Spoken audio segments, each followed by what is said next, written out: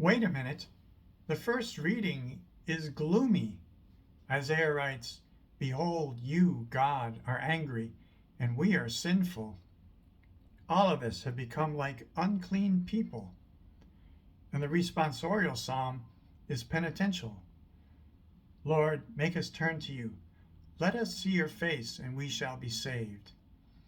Now, if I look out the window, things are looking pretty cheery like Christmas time. Well, it's not Christmas. Not yet. We are in Advent, and Advent is a time to prepare for Christmas, not to celebrate it. It's a time to examine ourselves ahead of Christ's coming. The church, us, is in the world, but not of the world. Therefore, there will always be tension between the church and the world. And in my opinion, Advent is a prime example of that tension. Ideally, the celebration of Christmas, the lights, the songs, the decorations, would not begin until Christmas Eve. Obviously, that's not the case.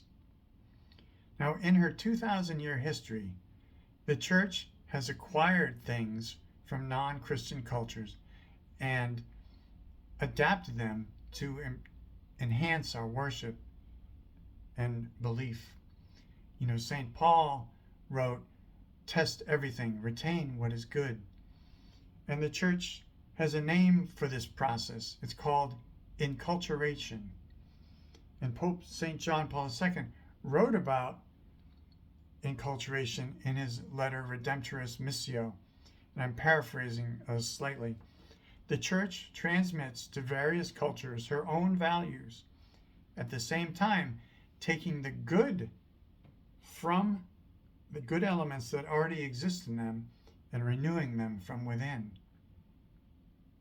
A good example of this is our use of wedding rings. Apparently, wedding rings were used in ancient Egypt. The Egyptians felt that the round shape symbolized eternity, and the church looked at that and said, well, that's a good representation of our teaching on marriage, which is lifelong. So, if you will, the church baptized wedding rings and now obviously uses them.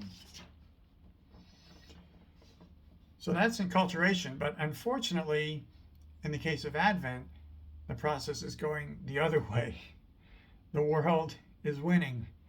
The world takes the beauty of Christmas and jumpstarts the celebration to even before Advent.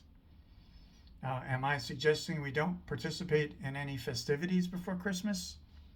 In a perfect world, we wouldn't, but the world's not perfect. I mean, even my parish already has Christmas lights up.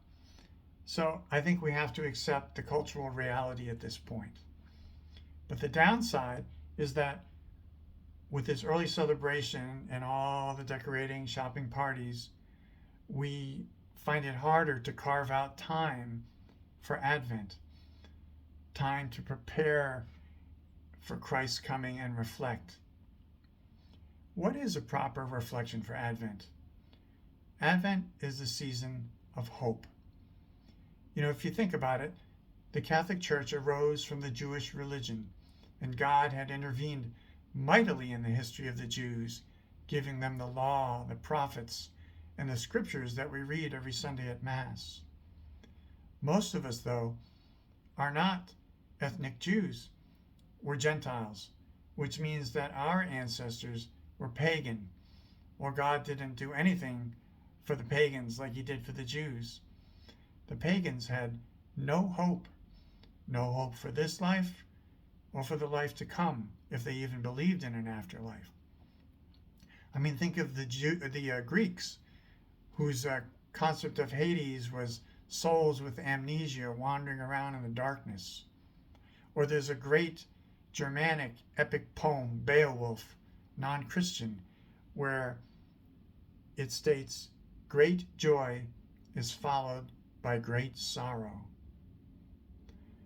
Now, thanks be to God, Jesus Christ took that sad philosophy and turned it upside down, because now the sorrows of life are followed by the great joy of the life to come. And the more we meditate on that and surrender ourselves to God, the more of that joy we can feel now. That's the beauty of Advent. That's why Advent is at the start of the liturgical calendar and even a theme for the entire Christian life. So this Advent, let's try not to let that awareness of the great gift of hope slip away from us. When Jesus returns, it will all come to pass.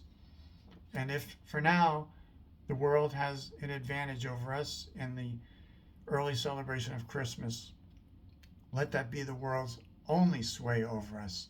Let's fly from discouragement and especially from sin. Again, at Christ's return, all our hope will be realized. But he warns us to be prepared spiritually for that return because we don't know when it will come.